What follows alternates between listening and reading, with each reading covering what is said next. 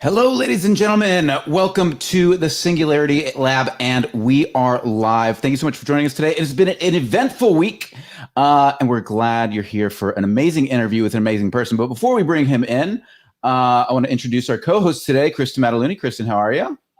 Great. Okay, great. Rather be squidding. Welcome, Rather. Hey, excited to be here. And Luis Jimenez. Welcome, sir. Hello. All right, so just as we do every single week with the Singularity Lab, we're going to pull from our deck of cards here, our logical fallacy and cognitive bias cards. If you don't know what a logical fallacy or a cognitive bias is, basically what your brain does to try to make processing easier, but it often leads to the wrong conclusions. So I'm going to pull out our card today, and it is middle ground, saying that a compromise or middle point between two extremes is truth. Holly said that vaccinations cause autism in children, but her scientifically well-read friend Caleb said that this claim has been debunked and proven false. Their friend Alice offered a compromise that vaccines cause some autism. Nice. Well, there we go. All right. Super. Well, I don't want to waste any time here. We've got an amazing super chat from John Brusso for Curt Jaimungal, who is joining us today. Curt's an amazing dude, and I really appreciate him coming on the show today. For those of you who don't know Curt, he is a filmmaker and creator and host of Theories of Everything with Curt Jaimungal, where he explores theories of everything, consciousness, free will, and God.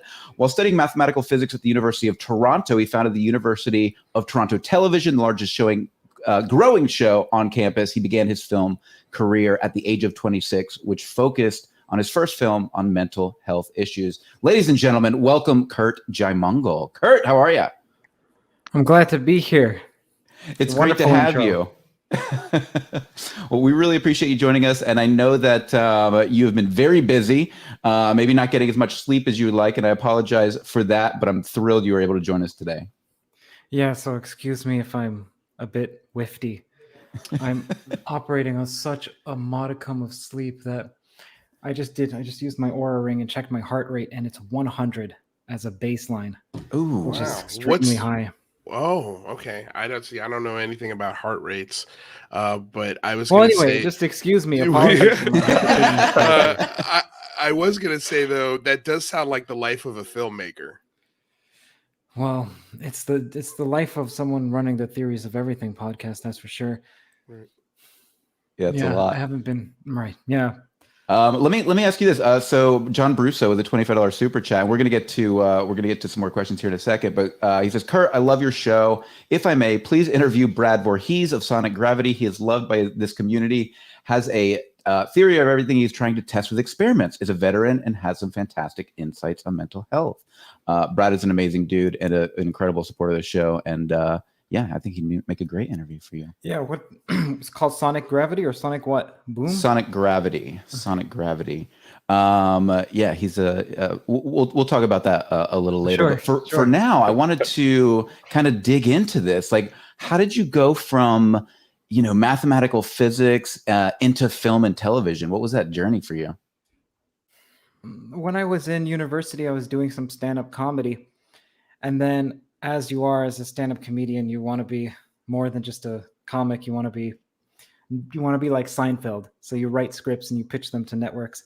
And my scripts were horrible, but I was so egotistical. I didn't think so and thought they were wrong. I should make the script anyway. And I went into filmmaking because of that. And then I didn't ever leave physics and math in the sense that I applied that to my filmmaking. So I've always had that in me. There's this urge to find what's called the theory of everything in physics since I was young. So I decided, why don't I go back to that during this pandemic? And it's been, I'm extremely pleased with every day that I get to spend on it. Yeah, and you're doing some great work over there, some phenomenal interviews. What are you thinking about when it comes to like kind of the current state of media, film, and do you see that more independent folks like yourself are able to break into media now, or do you think it's harder?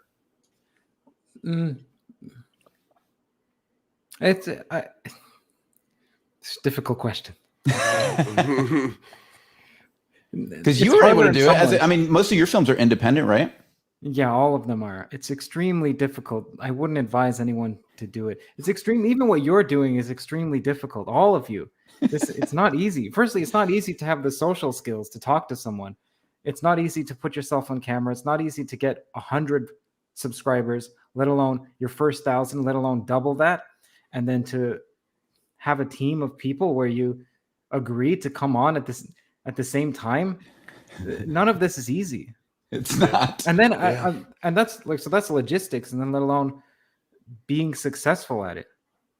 I don't recommend. I don't know what I don't know what how people live their lives, because then what do? Do you then just work for a company like Facebook or Google? Well, you have to you mean Meta? Extremely bright. right. And that's making me. I'm going to be a part of this deleting Facebook. I'm seriously considering it. Just I don't have many views, so don't ask me about Meta now. We can get Meta, but not about Meta. Probably I'm going to be deleting Facebook soon. Yeah, it's pretty wild. And even like we were just experiencing this via Twitter as well. It's just there can be so many pileups, people misunderstandings, people misconstruing what you're saying, and it's a real challenge in this day and age with social media in general. And each platform has its own issues. So talk to us about what fascinates you about theories of everything, or maybe give a quick background for folks who don't understand what a theory of everything is, and then maybe what your thoughts are on it. Yes, you'll hear in popular media or in popular science that there's quantum mechanics, and then there's Einstein's theory, and then there's the difficulty in combining them. Well, technically it's quantum field theory, not quantum mechanics. So you want to combine general relativity with quantum field theory, and that's called a theory of, well, there's some disputes there, because you can just call that a grand unified theory, and then if there are more fundamental forces, then you can call that the theory of everything. But essentially, if one takes the reductionist view that laws exist and they predict what happens at our level, then what are those fundamental laws? That's called the theory of everything. There are two main academic competitors, string and loop. I'm sure people have heard of that, string theory and loop quantum gravity. And well, I'm interested in a more expansive view of what constitutes a theory of everything. For example, perhaps reductionism is not correct. Perhaps conceiving of the world as fundamental laws isn't correct. Perhaps consciousness has a role to play. Perhaps aliens, by the way, have a role to play. Perhaps God has a role to play. Perhaps there is no God. There's so many avenues that this can go down. And I give a word, Weltanschauung, which we can talk about later. So I consider that to be the more psychological version of a theory of everything. Yeah, you brought that up in one of your AMAs. What is it? Weltanschauung. It literally, Schauung means perspective or vantage point, and Weltan, I think it just means world. Welt means world. So worldview is actually what it translates to. But the way that I'm using it is an all-encompassing worldview. So, for example,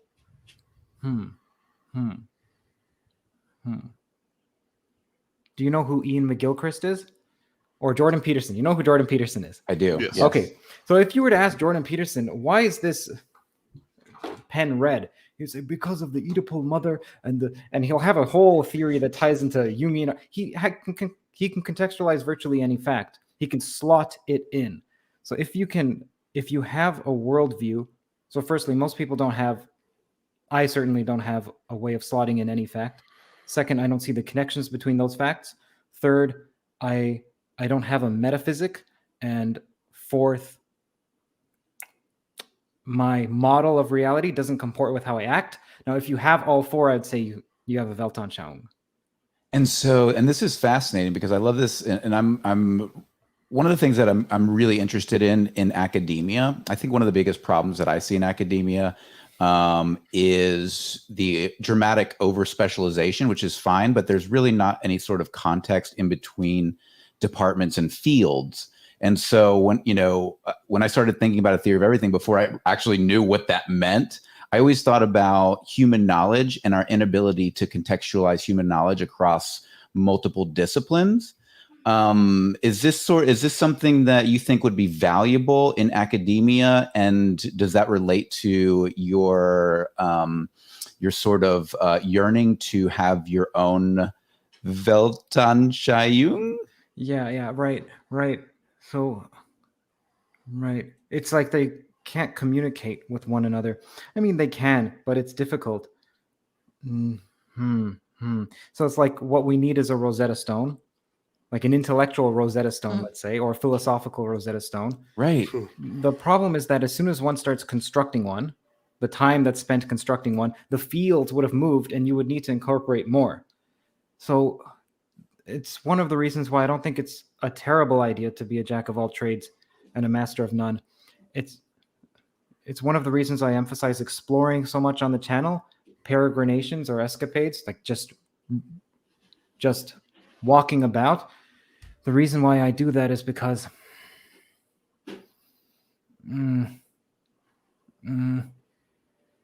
excuse me, it's actually difficult for me to be cognitively flexible right now. No, okay, the reason that I do that is because for me to get caught up in the weeds, I wouldn't then be able to see right now I'm lucky enough that I can explore some field, and then it's getting quicker and quicker. The amount of time that it takes for me to grasp a new field is getting smaller and smaller because I'm exploring at a high level. I'm getting an overview. Now, you don't see this. Most people don't see this perhaps Michael, when you watch the channel, like it looks like I'm persnickety and punctilious to like the nth degree. And there's a reason for that. I believe that when you're precise, that breeds truth. Or more specifically, it shows what's false. So there's a reason why I do that on air, but off air, it's much more exploratory. So perhaps what I'm doing is creating my own unconscious Rosetta Stone. And at some point, maybe I'll make it explicit. I'm wondering, I love hearing you talk about this. I'm wondering if this is something that can be resolved by an AI in the future, right? So now we specifically have very good narrow AI. We're not at AGI, but there's a potential for us to get to super AI. And I wonder if that would be the Rosetta Stone, or if that would be the place to try to attempt to create that sort of Rosetta Stone. A super AI as in artificial general intelligence, or what? Artificial super intelligence. Yeah, I don't know. Maybe it's not. Well, if there's something that's extremely intelligent, I don't see why it can't create a Rosetta Stone. You make such a good point about if it's possible. Right. I mean, you make such a good point about how the fields are constantly evolving. So for a human to do it, it seems a nearly impossible task. But perhaps with good AI, that it would be something that is a potential future with a for us. Maybe. Yeah, well, it's all possible. Anytime someone says, could it be so-and-so? Yes, it could be. Almost anything is possible. Yeah. Well, yeah. Go ahead. Well, I was going to say, do you think that this actually, there is a theory of everything? Do you think that's within our capability to understand? I kind of think about things like, it kind of seems like if you look at the universe and the metaphysics of everything, you either have to accept that something, lasted forever, or that something existed for all eternity, both of which seem kind of incomprehensible to me. So I'm just curious, do you think that we can actually understand a theory of everything if there is one? It's 42, rather. It's 42. Yeah. But okay. Well, right. Who knows, man? Fair enough. Well, like there are great reasons. There's some reasons to believe we can't. Now, some people think, I'm sure you've heard of Gödel's incompleteness theorems. One of them may apply to physics. Some people argue that. I don't see why it does. But it doesn't matter. We're making some progress, or we hope we're making some progress. And are there any scientists you think are on the right path, or like in your opinion, from what you've studied? Do you think that? I mean, what are you finding with the people you interview? Do you think? I mean, it's so hard, right? Because you have so many different perspectives, people coming at this from different angles. It's so difficult to contextualize that. Okay, does anyone here play video games? I do. Not much. Okay, so you know the standard open world Ubisoft game now where you climb a tower and then you unlock some part of the map. Okay, that's what it feels like studying toes, except that the map is so vast that what I unlock, I don't see the next tower. So I'm unlocking perimeters around where the tower is, but I don't see the connection between them because, well, There's no map button. yeah, There's right. no map So- button, essentially. So, What- well, it's just extremely difficult. I'm in the I see vague connections. I just can't articulate them. And so in order for me to do a ranking, I would need to be able to see the connections. In order for me to compare, I need to see the connections. Right. Good. Rob. If you are able to, unlock all the secrets of a particular field, like, physics or religion, and just one, what would you have a preference? Which one would you choose? Ooh. That's a great question, man.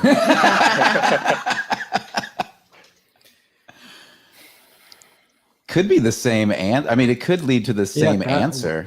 That's a great answer, man. See, Ian McGilchrist, let's talk about that. No, well, we can't talk about that. But what he was saying, no, what he wasn't saying, I was going to bring this up to him, so I was getting confused there, is that some people think that reality is fractal-like, and that the more you zoom in, the more you reflect the whole. And if that's the case, then we can explore any field to its ultimate conclusion and get an answer to all the rest of the fields. Ooh, I like that.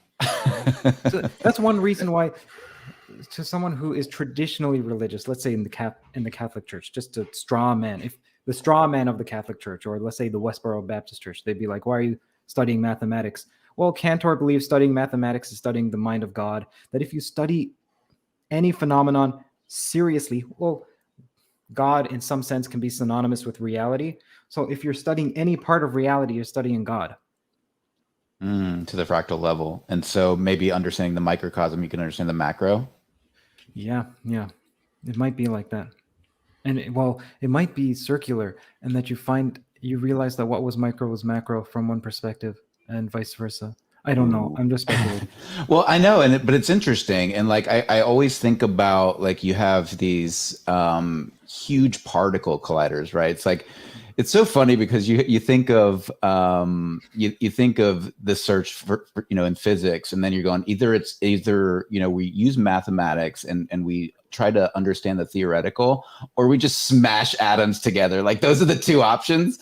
And it's like, it's really interesting because when you are smashing those out, it's like we are constantly trying to get to the root, like the God particle. And every time we get a little closer, it just looks like it just fractals again. And it's like, can we understand the macro by understanding the micro when it seems like trying to catch smoke? Yeah, well, we then this is a question about reality, and I would say science makes no claims about reality. Technically, science is a method, and technically a scientist shouldn't say that so and so is real. They should be an instrumentalist and say, what happens when I do this? This is the outcome. So when you're saying that we're trying to get closer and we can't, you're implying that there's a reality behind this. And by the way, I happen to agree there's a reality behind this, though there may not be, but I happen to agree. It's just, by the way, about particle smashing, it may not be that that's the way, that's the way for physics. That's the physics future. Because, well, people like Carlo Rovelli would say, with quantum gravity, there are experiments we can conduct right now that don't involve particles smashing into one another, like keeping a particle in a superposition and then seeing if it's influenced by a gravitational field. And that seems to be doable within a year or 2 years. In the foreseeable future, it's doable, and it doesn't involve an accelerator. The future of physics may not be creating larger and larger accelerators, may just be a relic of the past. Wow. Maybe we'll see. It's the easy method. Right. Smash. Well, people are smash. kind of coming at it from the other angle now, like a constructor theorem and Wolfram, like being able to try to create physics from the ground up. Yeah. Do you have any hope for things like those? Well, constructor theory, I haven't had a chance to look into. I'm excited to read about it because it deals with information theory, and I don't know much about that. So I'm looking forward to that. As for Wolfram's theory, you happen to like Wolfram's theory, but don't take me liking it as an endorsement of it reflecting reality. What is Wolfram's theory? I'm not familiar with it. Wolfram's theory would say that what exists is just space, or something that's like space, and you can think of them as points in a generalization of a graph. So a graph is what you think of as a node. Anytime you've seen the internet and you see points and then lines between them, that's a graph. Then you can have a directed graph, and then you can have a so a directed graph is arrows on those graphs. It's actually most of mathematics is extremely simple once you understand it. So it gets jargony and it sounds complicated, and then as soon as you understand it, you just see that it's obvious from one perspective. Either way, so some generalization of a graph with rules of updating it. So for example, what if the universe starts with, okay, I don't know if I can do this, but let's say we have a ball, and then we have, I can't do it. Were you about to do magic for us, Curt? He was about to create the universe. I felt like it. There's a $5 super chat question here from Brian McDonald. Hi, Curt and SLO and UCR crew. Question in Theory of Everything Journey. Have you found a theory which quantifies consciousness as a force which can be measured? Not as a force, but quantifying consciousness is what the integrated information theory does by Tononi. So you can look that up. I believe he calls it PHI. PHI. Making a note of that. Aaron Desario asked with a $50 super chat. Thank you so much, Aaron. Love to Curt. Oh, sorry. Sorry to interrupt. I just want to quickly add to that before I forget. Anesthetologists. I can't pronounce that word. People who anesthetize. Wait a second. There's a word you can't pronounce. I don't believe this, Curt. Right. Anesthesiologists, however you say it. Okay. They quantify consciousness all the time. There's a coma scale. So how unconscious are you to conscious? And you need to, well, it seems obvious because when you go to the hospital, you want to assess someone's level of, I was going to say cognition, but it's consciousness. Right. How conscious they are. Aaron asks, love to Curt. So amazing what's happened in the last year and so much more to come. What does your Rosetta Stone hint is going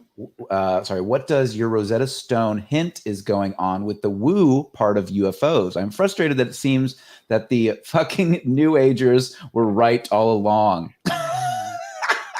Aaron. I guess the question is, do you see consciousness as being a hypothesis we should pursue when it comes to UFOs? Yeah. Okay. So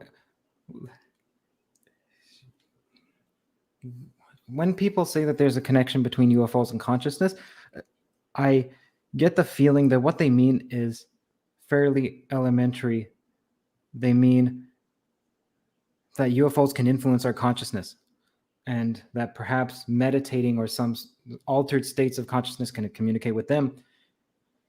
I think it may be more complex than that.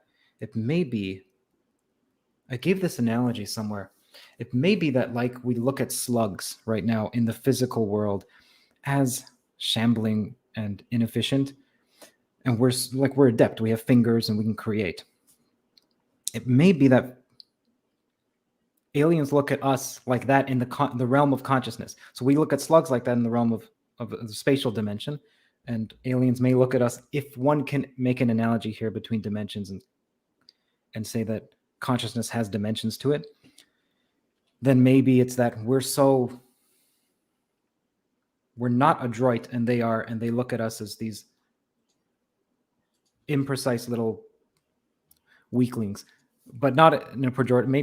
Maybe they dislike us. I don't know. I don't think they have scorn. I think they do, actually. I think they would. What we have, I imagine, would be a subset of what they have. So whatever we have, they would have. Right. So we don't have the ability to consciously communicate with a slug. But maybe it's potential that they could. I don't know. I mean, this is a rabbit hole. We could. Yeah, I see what you're saying. Okay, yeah. Communicate. I wasn't. Yep. Great. Well, I guess I love that. I love that analogy of the slug. And I guess kind of my question is, when you make that analogy, do you kind of picture us like a slug in a astral plane, something kind of completely orthogonal to it? Or what do you think about the possibility that maybe it's like there's a quantumly entangled networks in our brains, and that where they're somehow manipulating known physics to achieve a result like their known physics we're seeing, right. or our known I physics. I don't think so. I don't think so. I think they are operating on. When I say new physics, I think I was excoriated by some people in the comments because it's strange. You can't say new physics. You can just. It's presumptuous to think that we have the physics. It just means that our model is incomplete and they have a more complete model. And that's what I mean when I say new physics. By the way, that Aaron person mentioned, he brought up he demonstrated a quality that I don't think, man, the UFO community, a large test is going to come. So let's imagine the UFO phenomenon proves to be real in some manner. Proves to be real, or at least I don't like the word proof, but you understand. Yeah. I don't think the UFO community is going to get any credit for being the augurs of this. I don't think augurs get credit. Nietzsche didn't get credit for much of what he predicted. I think same with Bigfoot. If Bigfoot turns out to be real, you're not going to have people like Neil deGrasse Tyson saying, "Oh, I'm so sorry. There were tens of thousands of people who had experiences, and now I'm recognizing you." You're not going to get that. They're going to, in fact, perhaps even double down and say, "Actually, me as a skeptic, I was correct because there wasn't enough evidence. It was you all that jumped the gun." Right. Well, I have a feeling that that's one of the hardest tests that's going to come to the UFO community. You're not going to get the credit, and they're going to continue to be sneering and contumelious and supercilious, and it's not going to be the warm welcome that we tend to think.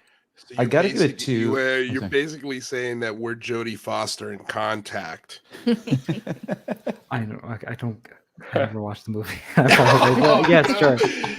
Basically, Jodie Foster makes the discovery of this signal that Earth is getting from an extraterrestrial intelligence, and she's been the one who's been sort of advocating for this through SETI. And then, of course, as this turns out to be true, this new paradigm, the Neil deGrasse Tyson of the science world comes in and is like, "Whoop! I got this. Thank you very much." And picks up the torch and sort of says, "Science was here, and we've been here all along." And I predict that.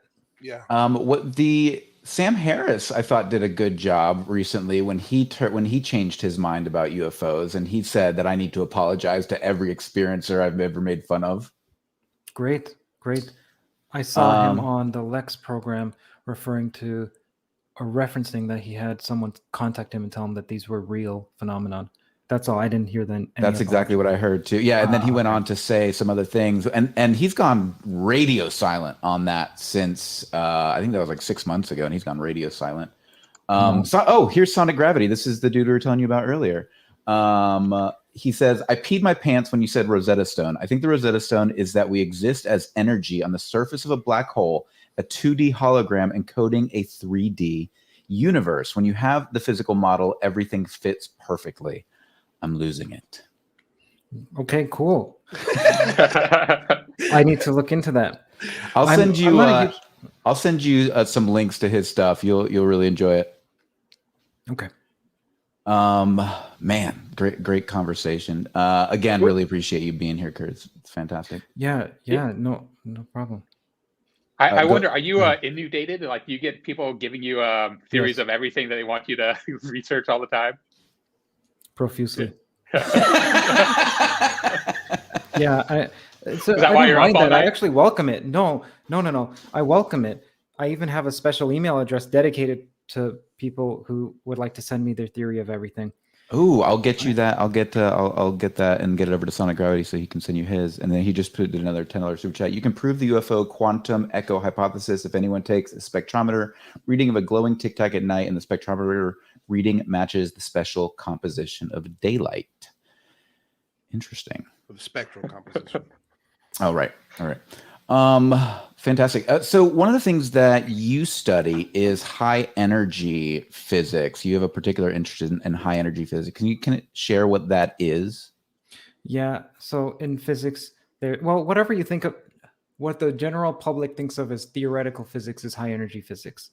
Ah, okay. Theoretical physics is much larger than that, but because there's condensed matter physics and so on. But what you think of as particles accelerating and so on, that's high energy physics. And when one says one wants to unify gravity with quantum mechanics, you have to have high energy physics. Why? Because at the low energy limit, it's been achieved already. There's linearized gravity. Most people don't know that. They just parrot what they've heard on Quantum Magazine and many other places, that general relativity and quantum mechanics are incompatible and so on. You can combine them in a low energy limit. As for the high energy, that's where there are divergences and many other issues that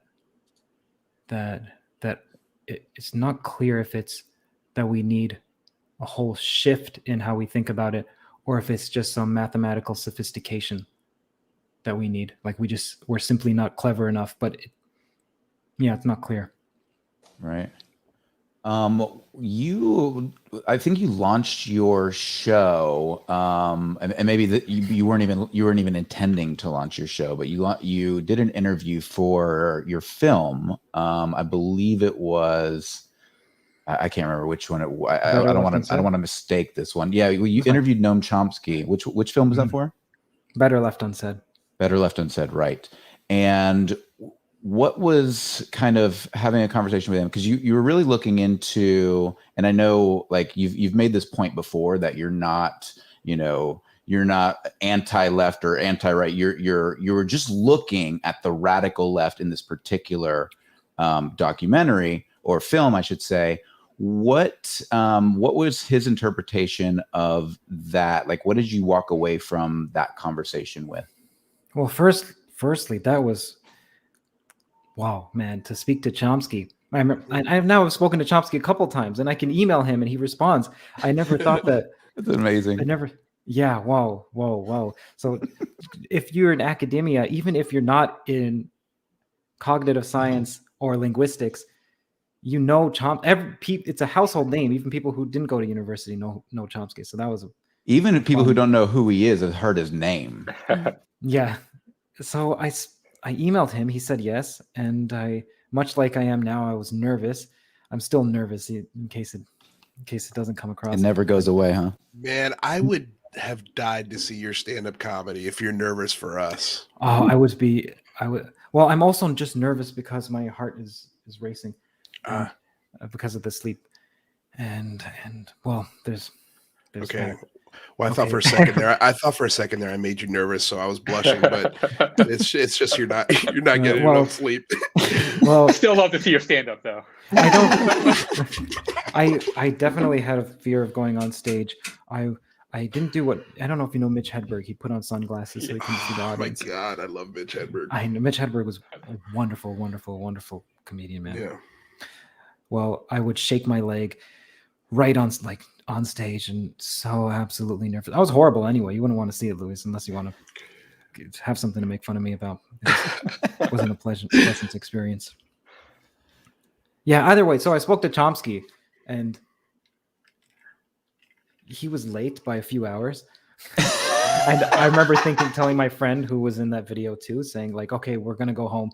If he comes now, he might, like, we weren't sure which time zone he was. So I don't think he was late, but he didn't specify the time zone. And he ended up showing up.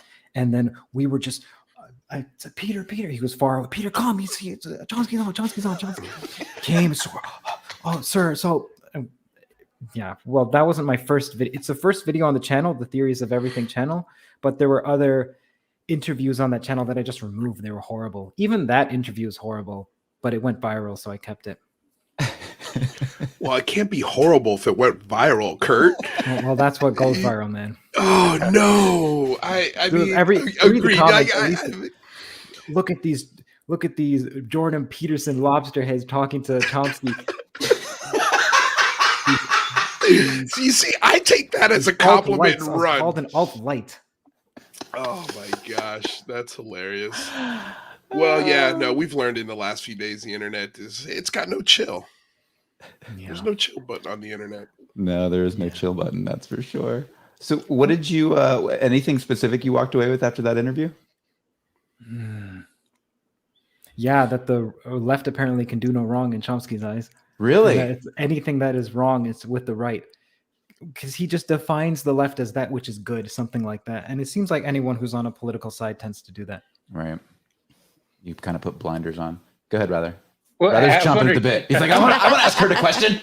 Well, I love Noam Chomsky and like the linguistic history there. I think is amazing, and it kind of reminds me of the movie Arrival and their take on alien languages, and that just kind of blew my mind. And I guess I was kind of wondering, like, when you talk to people like Noam Chomsky, do you bring up the UFO topic much, or aliens, or kind of how do you? I did twice. Oh, wow, So I asked him about alien languages. Now, someone who did a better job was Brian Keating, and if people want, they can search Brian Keating's interview with Chomsky talking about alien languages. I was more interested in.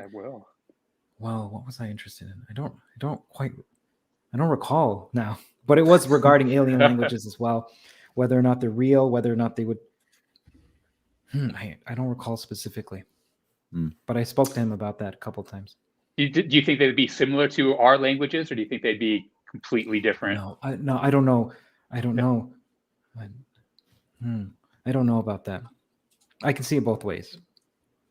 Yeah, it's a hard question. Yeah, tough, man. So, Curt, what do you think about alien languages? Yeah. Could you translate? They use this a for me? W. Are W's pronounced Krista, how are as we able to V's? hear you? It says that you're muted. Oh, that's because we're on the same mic system, right? We're in the same room. Okay. Well, it's funny though, because in Star Wars, this was really interesting, and it's sort of why everybody freaked out about The Last Jedi. But in Star Wars, there's no written history.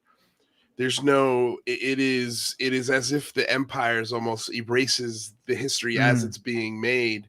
And so now you get these books in the Last Jedi, and it's like the only text that you've ever seen, hard physical copies of literature in that world. Other than that, you don't see paper leaflets, you don't see posters, you don't see any of those things that connote a language other than on like a computer screen or something.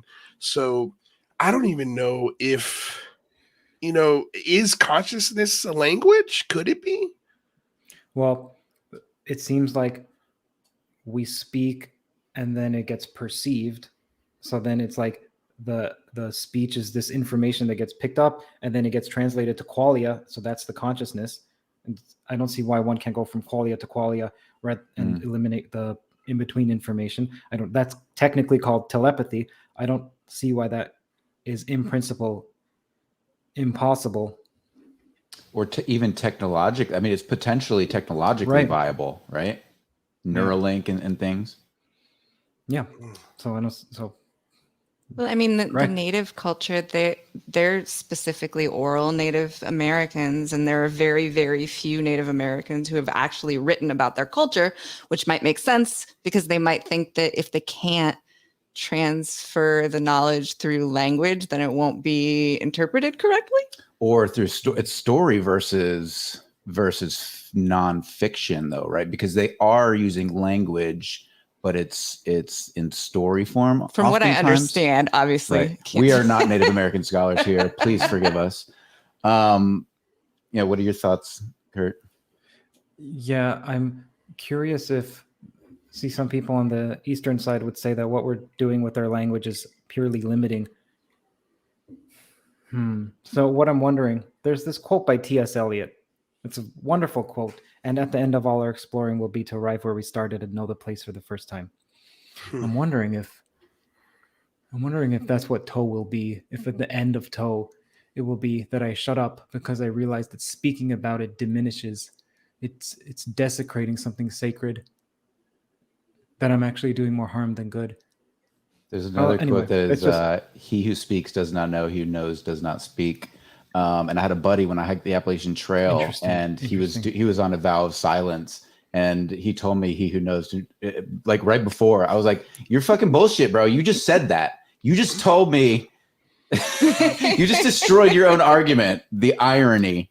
But it is fascinating. No, not necessarily, because yes, except you can use a system to disprove the system. So you can use rationality to disprove rationality. I'm not saying, I'm saying potentially you can. Right. Though for people who are interested, there's something called Lob's theorem, which says that if you're extremely rational and you believe yourself to be rational, like infallibly rational, then you're automatically irrational. That's called Lob's theorem or Loeb's theorem. I don't know how to pronounce that. It doesn't matter. So you can use a system to show the limits of a system. Gödel did that with some of formal systems. So you can use language to show the limits of language. And in some sense, that's what Eastern koans are doing. I believe they're called koans. And in some sense, that's what Donald Hoffman did with the theory of evolution, is use the theory of evolution to undermine technically the theory of evolution, but technically much more than the theory of evolution, to undermine everything in a sense. So you can use something to undermine it. Right. So he wasn't completely off his rocker when he told me that. No, not necessarily. Like, I just don't see it as self-defeating. I mean, sorry. Right. Yes, it is self-defeating, but that's, well, we'll move on. What just kind of going back again to what sparked your interest in searching for theories of everything and Weltanschauung. Weltanschauung, yeah. Weltanschauung. I'm fairly certain my pronunciation is horrible, so yours may be correct. Mine's probably not correct. Like even way worse. Yeah, mine may be way worse on an order of magnitude. What sort of background do you come from, like spiritually or philosophically, that you've or that you began your approach into looking into theories of everything, and has that changed? I was a recalcitrant atheist who believed that I had all the answers and would try to disprove every spiritual claim, anything that looked remotely like woo, including this topic, just excoriate and denigrate. I was Neil deGrasse Tyson, and now I'm in a place where I just consider myself to be extremely naive. So I don't consider, some people say, look, you're so open-minded. Man, I'm not open-minded. Firstly, you don't know how much derision there is in my own mind that I have to stop. And second, I would say that I'm so cosmetic in all my knowledge. It's so depthless that I can't make a claim that I know, that for me to say, yes, I know a certain fact would be false. And so I'm open-minded, quote unquote, not from being open-minded, not from any good, but from not knowing much. And so I don't know what's true or what's not true. So I'm like, oh, is that true? Is that true? Maybe that's true. For me to be closed-minded would imply that I feel like I have an existing set of knowledge. Right. So you have nothing. It's like there's nothing to compare it to. So that's obviously changed. I mean, that's a huge transformation, right? Going from being hyper certain about your atheistic beliefs to now being so open-minded that you really can't. So there is a comparison to be made, I guess, because you do have a past, cognitive map. Yeah. Mm-hmm. I'm curious. I mean, just being somebody who sort of knows the comedy world a little bit, have you ever spoken to Ricky Gervais? No. But have you heard him speak to his beliefs on atheism?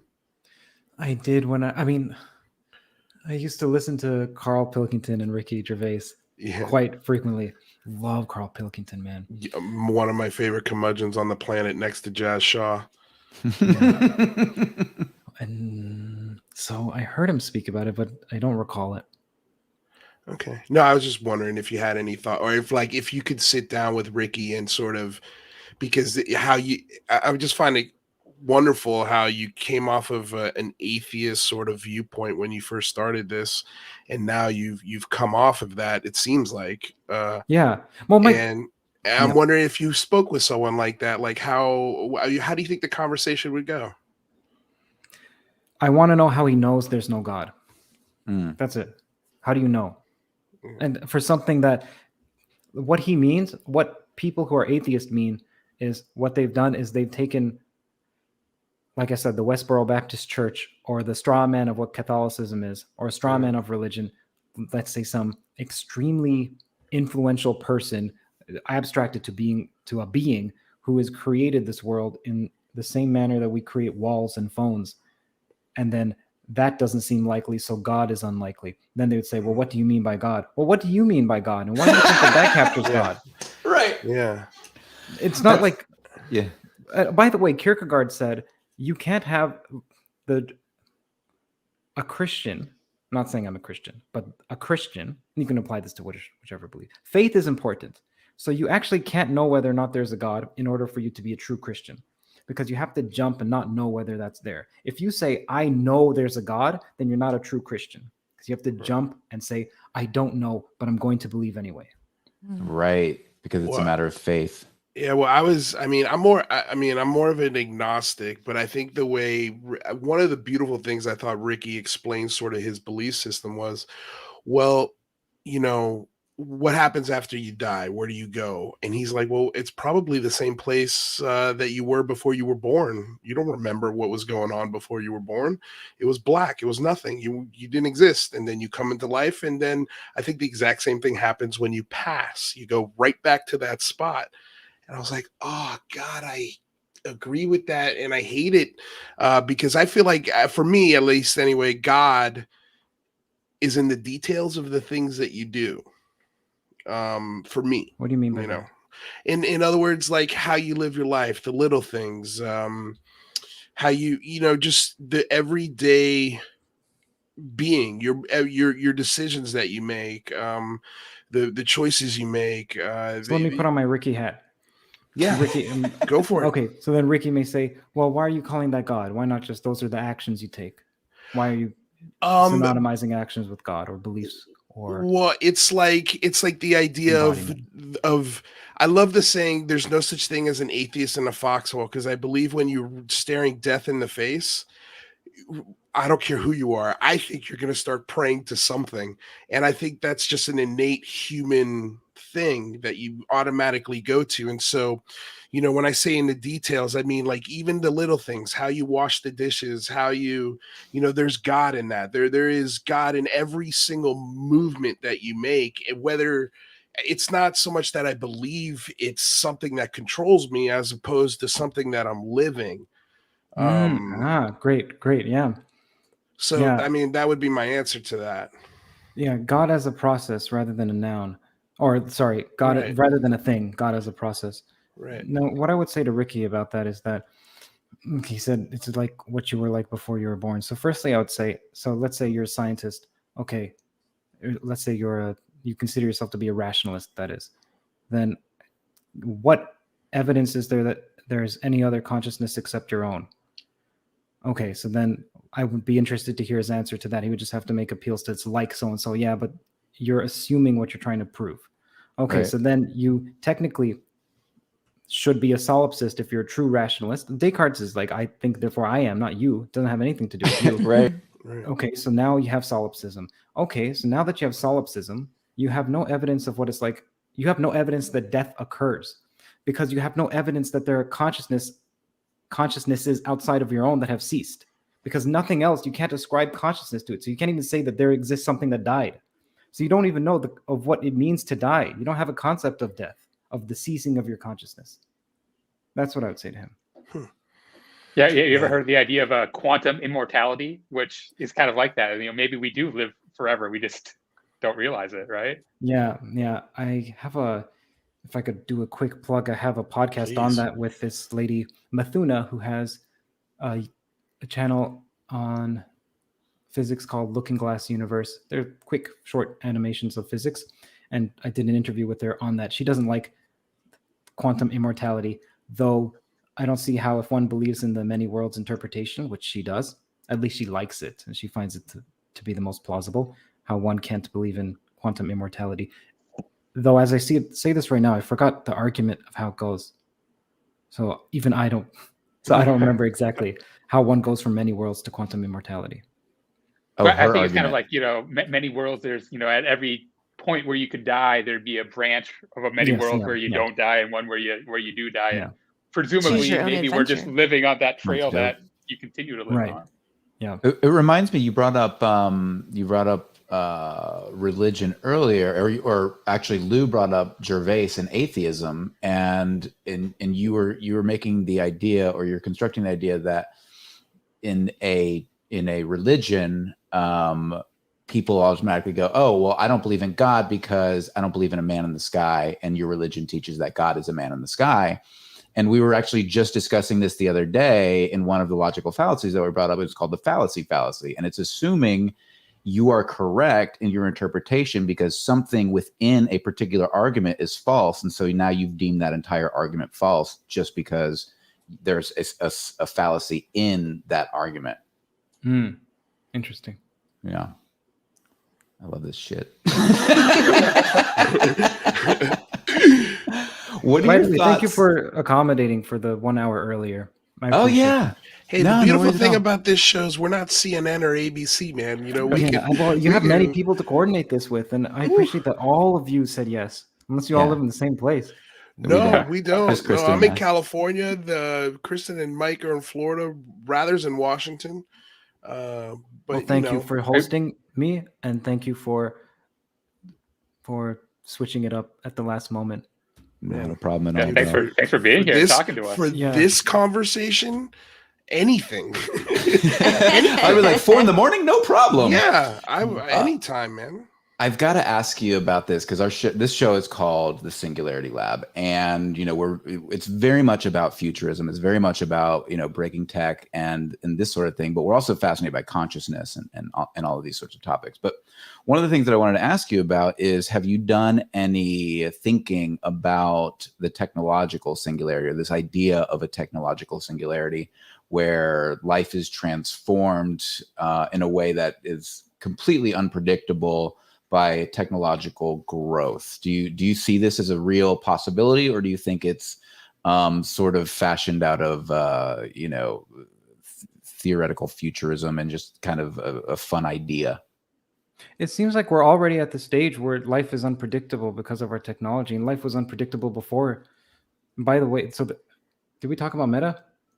Yes, I'm leaving Facebook. Right. We talked about Meta. Yes, Meta. Yes. Okay. Okay. Well, are you referring to the Meta? Because simulation that's where he wants to go. He wants to move us towards the metaverse. Zuckerberg. Are you referring to the simulation hypothesis?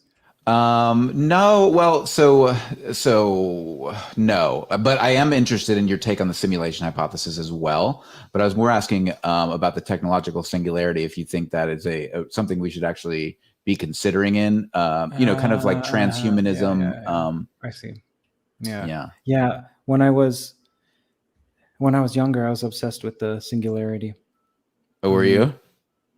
Yeah, I loved Ray Kurzweil. I still do. I just don't research him, but I would love to speak with the man if I. Yeah, he's still alive. I think he's like 75 or something. Well, he wants to live till the singularity. What do you think of his argument?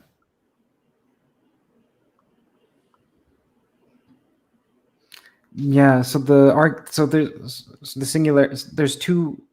I'm not sure if we disembroil these two. That there's mind uploading, and then there's the singularity. So usually those are intertwined.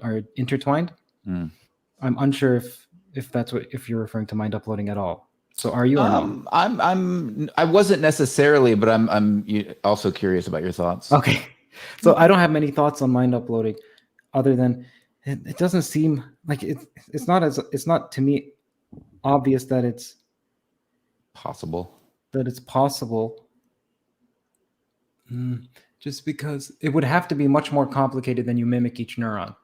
It have to be much, much more complicated. So first of all, there's not just neurons, there's glial cells. There's not just transmitters, there's modulators.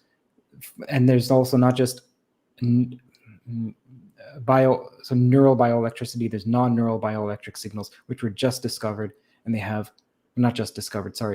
just coming to prominence. So I have an interview with someone named Michael Levin on that. You can use non-neural bioelectric signals in the body. So like voltage gradients, you can look at someone.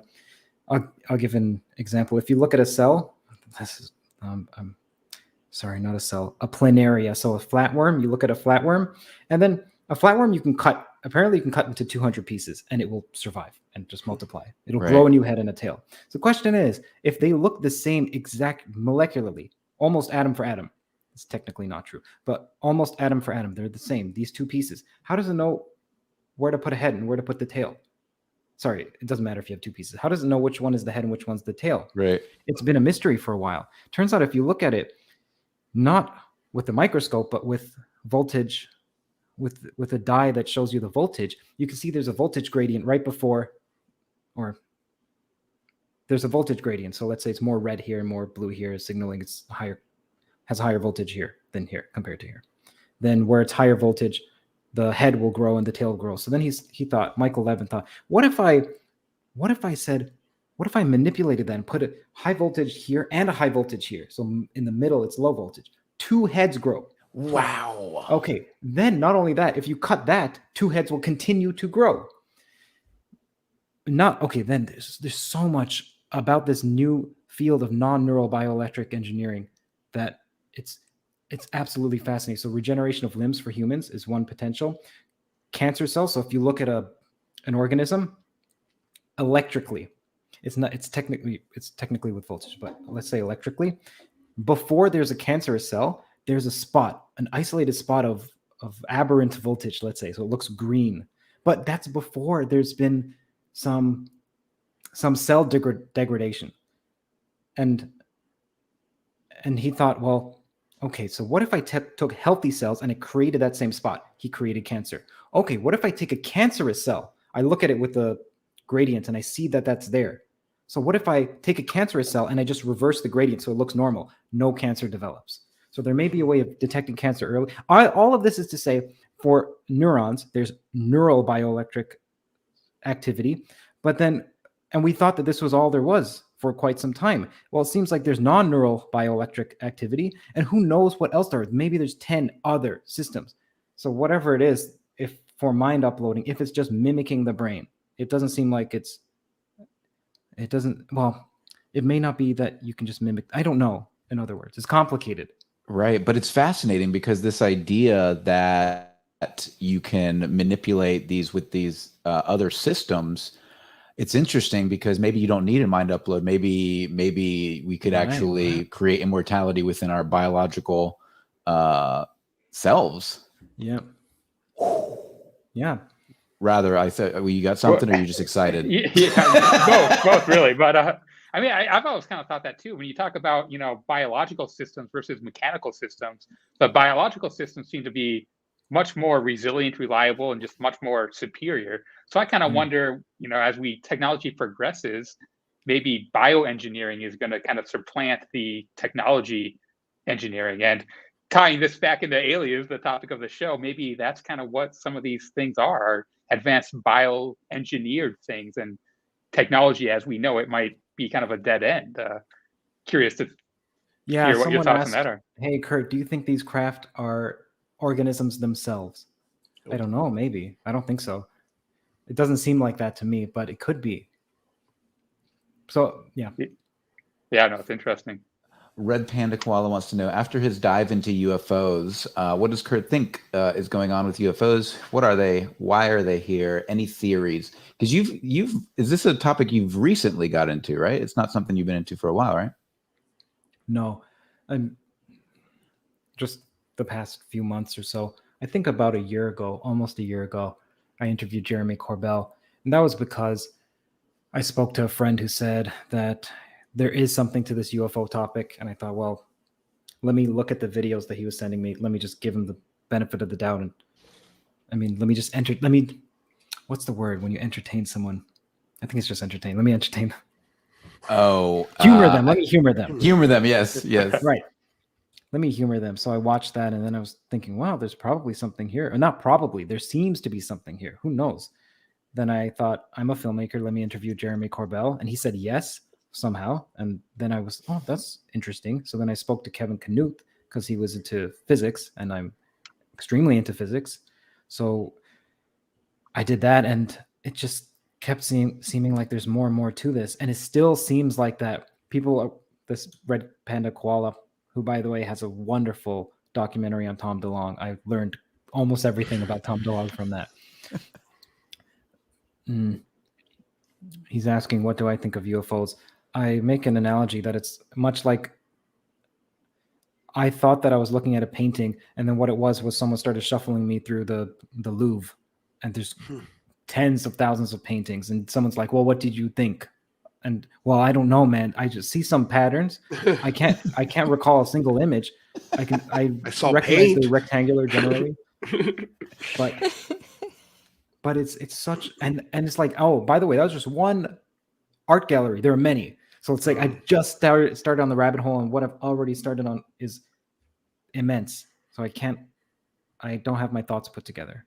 Yeah. I mean, sometimes I get heat because I'm so agnostic about this issue, because I don't know. And then, people who are like, well, I'm experienced, or I know. And I'm like, I hear you and I respect you, but I don't know.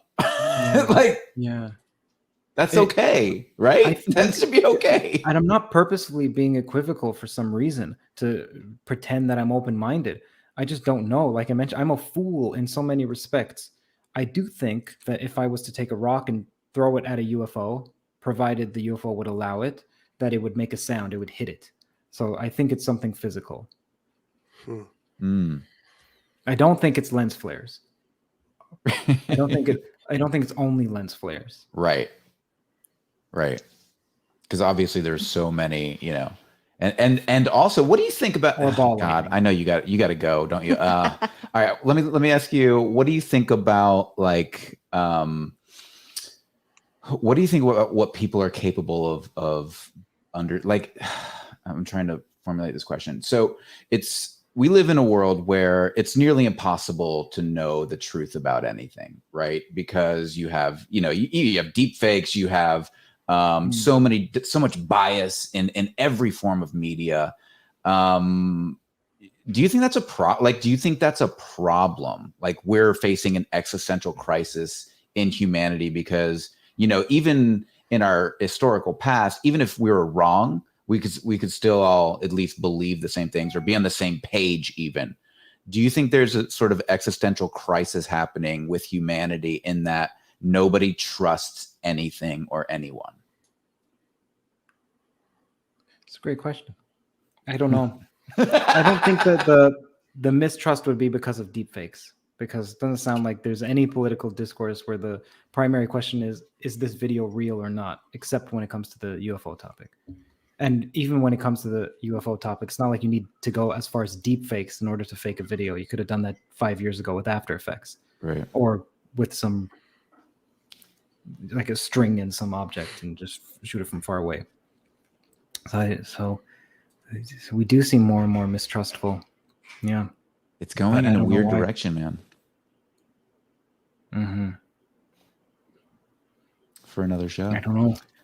I can stay up for another 15 minutes if that's all right. That's fantastic. All right, so we'll get back to Alex Garcia's question because he's gonna be mad if we don't ask it. Sure. I can't get back to it because I already passed it in the thing. But the question was, I could look it up in the show. What do you think of reincarnation? There are children that remember past lives. Yeah, I don't know what to make of that. There you go, Alex. Wait. Also, how do you? Okay. Well, I would just want to know, how do you validate that? That's it. Right. Yeah.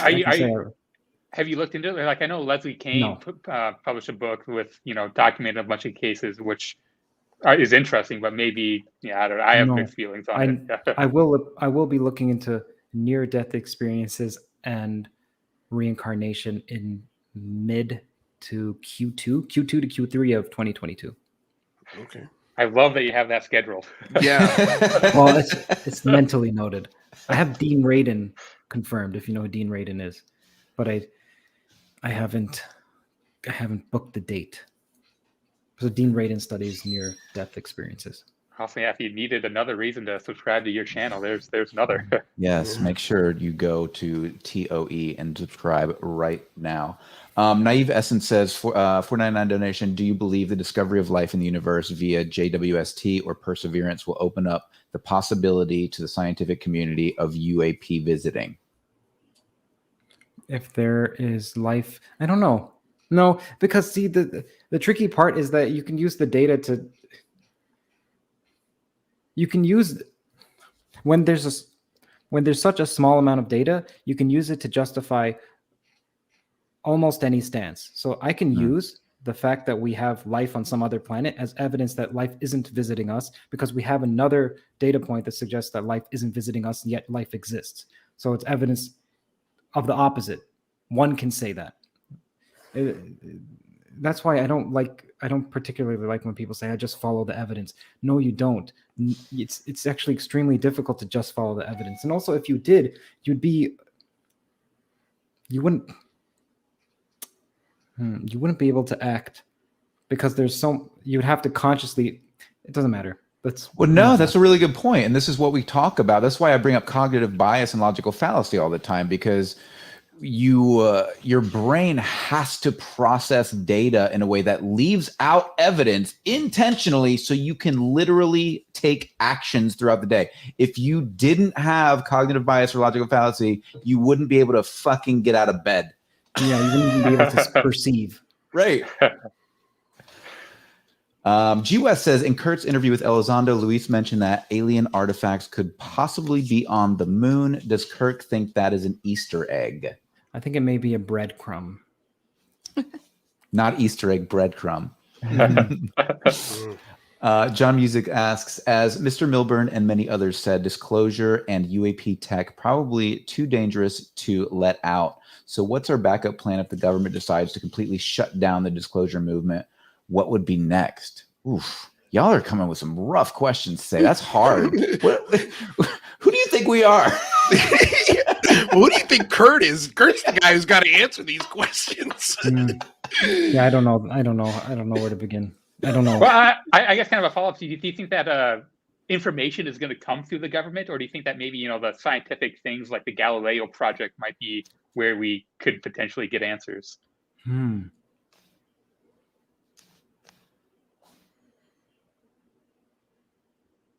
I think it'll be the government. That's my hunch. Really? I might have thought you to be a scientific. You think more of like an Avi Loeb or somebody might get well, as far as I know, they're looking for technological signatures. That's quite far away. It's not as if they're watching our skies, and it seems like the government. I believe they are, though. Avi's looking for UAP on Earth now. Yeah, I should send you. You'd love Avi. He'd be a great interview for Theories of Everything. I spoke to him. And he was excoriated because he said, I asked him about Bob Lazar, and he didn't like Bob Lazar, or didn't like Bob Lazar's claims. He was saying, yeah, if Bob Lazar actually knew how to make a UFO, he should build a UFO. Well, Bob Lazar never said he knew how to make a UFO. He said he doesn't know how it works at all. And then people were saying, Avi, how are you complaining that people aren't taking you seriously, and then you do the same to Bob Lazar? Which was true. I didn't say that in the interview. Luckily, many comments said that for me. I mean, he does. He kind of does paint himself in a corner sometimes with this, because I also asked him, I was like, the whole reason why the Galileo project exists is because of the information that the Navy and Pentagon and our government released. That's why he started it. And so then he starts the project and then turns around and says, yeah, we're not relying on the government for information. Wait a second. You're telling me if they come out with more data that you can use in your equations or in your math or in your theories, you're not going to listen to it because it's coming from the government? Is he vaccinated? I want to know. Is he vaccinated? Where did that information come from? Oh my goodness. Avi Loeb kind of also dismisses, ideas of, well, he doesn't really dismiss, but he doesn't really think that it's a credible theory of things like Alcubierre drives and warp drive, which I think are kind of on that weird fringe of scientifically possible, but still a long shot. Kind of wonder where you stand on that. Yeah, I don't know. So there are certain solutions to what are called the Einstein equations. When people talk about general relativity, they're referring to the Einstein equations. Well, Einstein equations are a part of general relativity. And as far as I know, in order to have some faster than light travel or wormholes and so on, one needs negative mass. So I haven't looked into it much. The elusive negative energy and mass. It's maybe. As far as I know, I could be completely wrong about that. I like that. One thing I've sent you and I saw when you talked to Ross Coulthart, and that was an awesome conversation. You guys got to this political part of the discussion where you asked what is the best thing that someone can do to try and get some more information, and it was to politically activate themselves, to write their local and state senator, to contact their representatives and politely demand. Because you are a taxpayer, you have a right to ask for this stuff. And so I wanted to just, let you know that, I mean, that's what we've done. We've done, Right. I know you didn't have, you thought that there wasn't a place for you in our last event, because you were confused. Well, what would I be doing there? And it's just like, it's your presence. Like when I say this community, I mean the UFO community is they latch on to folks like you because it gives them a feeling of legitimacy. Like this really smart, intelligent person is giving us some validation, and we want to make sure that, hey, we really like you, and to elevate this discussion past that community is sort of my goal into getting everyday people to call their local state congressman. So we've provided templates, we've provided things that they can print out and send that have been written by some of the best researchers and investigators in the field, and we actively try to get, especially people who are curious on this topic, to reach out and activate themselves and call and write and tweet. What do you feel about that? Do you think that's a good idea, or is that a waste of time? Well, I wouldn't say that I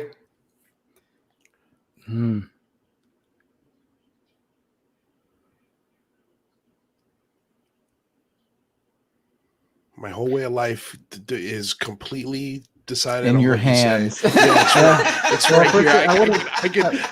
If this is a bad answer, I may go in the garage and turn on the car. I firstly wouldn't say that I help legitimize it. That's a wonderful compliment. I don't know if I do. And as for writing, what I'm wondering, so I have a channel called Toe Clippings, which are the clips of the larger toe channel. It's great. And then I just registered Pinky Toe, but I don't know what to do with that. And I was thinking, I just registered it just because why not? It's like a bit playing with the words, right?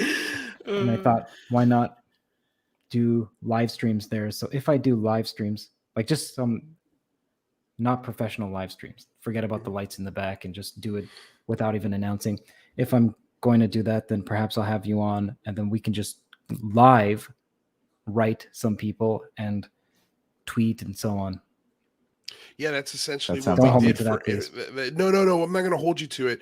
But what I won't hold you to anything. I'll just politely request. That's essentially what we did for 8 hours for 3 days straight. Is we talked to the. But what I mean, okay, I just he just ran for the door. No, we had guests come on every hour and talk to us. So we had like Lue Elizondo. We had I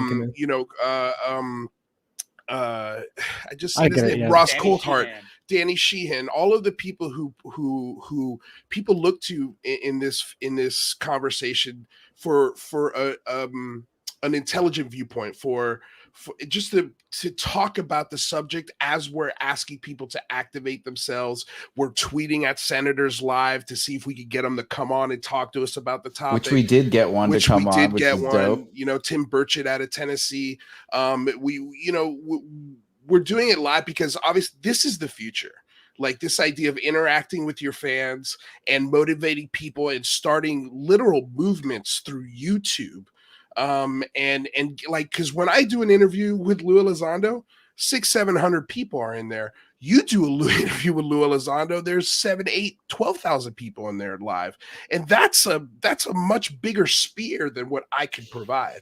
So the whole purpose of getting all of these intelligent people to come on the same day and motivate their fans and their followings to say, hey, look, I know this sounds silly. I know sounds crazy, but this is important. There's something there, and we as taxpayers have the right to get some more information. And when these voices come together, people get interested. It is a movement. I mean, this is Lue's long way of asking if you'll be on the next big fun home. Essentially, come hang out with us for an hour or so, and try and motivate folks to, at least if you feel that's a valid pursuit. If you in your gut are like, yeah, that sounds great, then go for it. I don't want to be pressuring anybody in anything. I want you to actually want to do it. But again, you've just gone through the Louvre in a split second, and there's more information you need. So I'm willing to wait and let you take your time to go through all the galleries and sort of come to a determination on whether or not this is valid. You hold Lue's life in your hands. You all are. These pauses are absolutely killing me now. I'm kidding. I'm absolutely kidding. I know you're just calculating it. Yeah. I'm just thinking it's so interesting to see the different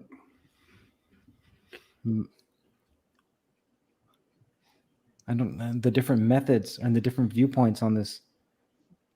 That's what you expressed. I don't share. It's not fair. That I don't want to do it. No, Lou. Hey, don't worry. Don't worry. Don't go to the garage. No. I'm not worried. Look, man. As much as what I mean is that my mind doesn't think like yours. Yeah. My mind thinks more in terms of questions, and questions about what's fundamental. It's the idea that to get on a panel and to write wouldn't occur to me. I'm not saying it's not beneficial. I'm not saying no either. I'm just saying it's so, when you're speaking, all I'm doing is analyzing the different ways that one can analyze this issue. And I'm seeing how yours is different than mine. And I just found that interesting because I never noticed that in real time. So I'm not saying no. This is a non-answer. Just saying. And that's why. And look. I love this topic, right? But especially since I've started the channel with Michael, and we've gone through these events and we've done these things and we've had great times. And it's a gathering. It's almost like a music festival. It's almost like Live Aid, right? Like we're doing this for a cause. We're bringing in all of these cool names and all of these cool people to talk about a topic that's a little weird, but at the same time, hopefully motivate folks to actually take a step and not only requesting stuff from their senators and local congressmen, but you could take this formula and apply it to whatever you feel is important to you.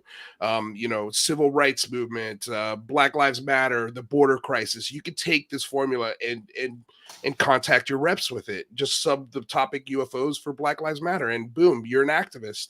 It's just showing people how to engage the government, their government, because I think that's an important thing that people have lost the art of doing. And my particular, passion to contact the government is this topic. But if your passion is anything, you could again use the formula. And so that's sort of the idea behind it. But with that said, if this turns out tomorrow to be military tech and very explainable, mundane, down-to-earth things, I'm okay with that. I'm not gonna, my life doesn't end. I'm an actor. I live out here in Los Angeles. There's other things we could do. And even if it does turn out to be US tech, holy cow, that's still really interesting to talk about and dive into and trying to figure out, oh my God, how did humans get to this? What's the process? There's a lot to unpack there. But either way, I guess that's how I feel about it. Lou, send me the email again if you don't mind. If I not at all said no before or I didn't respond, I apologize. No, I think it was email.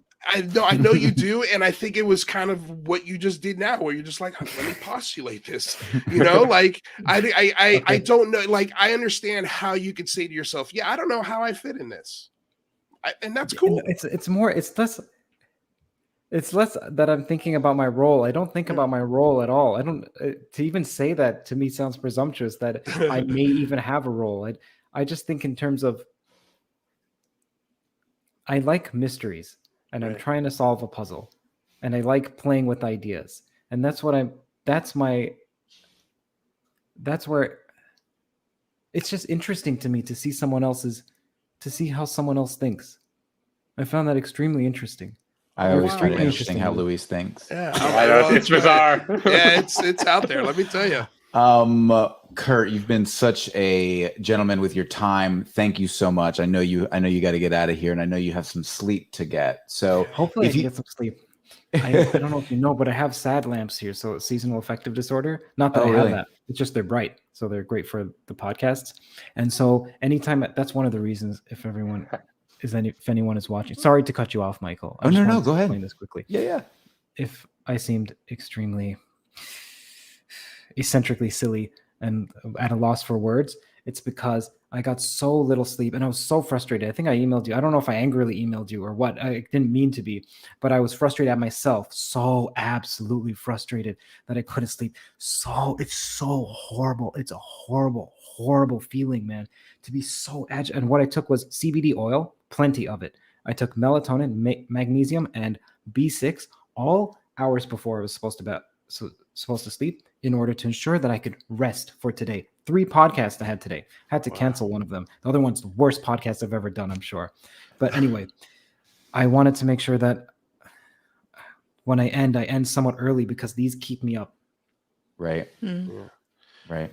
Well, can you please tell people again? Thank you so much. And it wasn't an angry email, and I didn't take any offense to it. I was like, dude, I'm sorry if I expressed frustration. It was frustration at myself. No, yeah, not at all. What you should do is put on Ross Coulthart's audiobook of In Plain Sight and just go to sleep with that melodic ringing endorsement, heartthrob, in your ear. It's delicious to fall asleep to. Curt, where can people find you if they want to check out your podcast?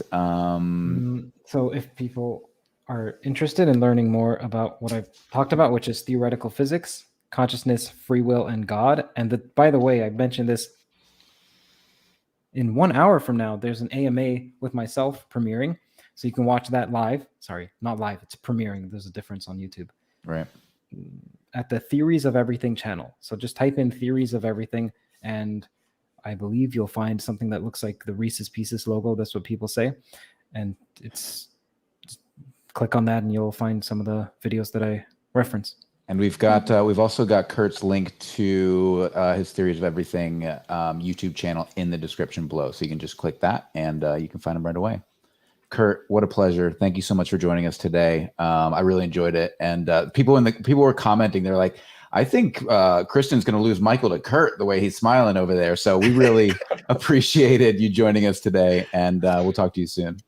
Thank you, Kristen. Thank you, Rather. Is that how you pronounce it? Rather? Thank you, Rather. Thank you, Michael. Thank you, Louis. Thanks, brother. All right, we'll talk to you soon. Bye-bye. Wow, that guy's awesome. That was great. I thought for sure. I was like listening to you guys, listening to him speak. I'm like, okay, I'm not gonna get any questions in here. I think I'm good. These guys have all the great questions. This is wonderful. But it was. I always find it insanely intimidating when someone with that high of an IQ and is that smart. I mean, he really thinks about everything that he's about to say. And I'm in awe of that. It's almost like a supercomputer. It's like, wow, what is this possible? Like, hold please, computing. And the equation that he comes out with every time is like, wow, that's wonderful. It's wonderful. The thoughtful, intelligent, measured responses. It's the complete opposite of us. Absolutely, complete opposite. It's no wonder why he has 100,000 followers, and between me and Michael, we've got about 7.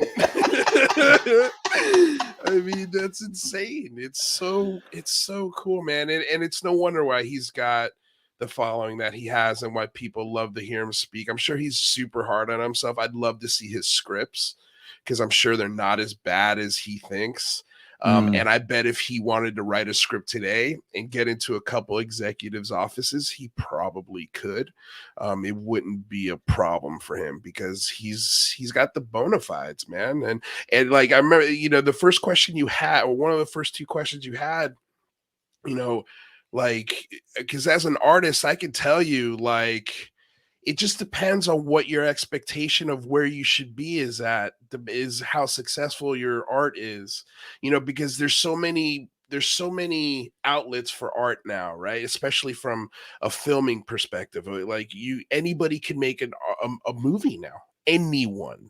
You don't have to go and get a film camera. You don't have to have the best lighting equipment. You just have to write a script, have the passion, have a group of people like this that can meet at the same time and devote to your passion as much as you're passionate about. And if it's good, it'll float every time. If you've got a great script or a great concept and you actually put it into moving pictures, you know, if it's good and you submit it to the right places, it'll float. And so, you know, for me as an actor, if you ask anybody outside of me, I'm a failed actor. Right? I haven't had the big role. I haven't had the breakthrough movie, right? But if you ask me, I think I'm a damn successful actor. I mean, if you look at my resume, I've got over 30 credits. I've worked with Tom Hanks. I've had some really wonderful experiences. Had my thumb broken by LL Cool J, like just weird, crazy, random stuff where I've almost made it. I in this last year, I submitted a film to a film festival, not even, you know, just looking for I didn't even submit it to the festival. I submitted it to a guy who ran the festival and I was just looking for opinion. Boom, all of a sudden it's in a festival. And you get these little validations that, hey, you are good.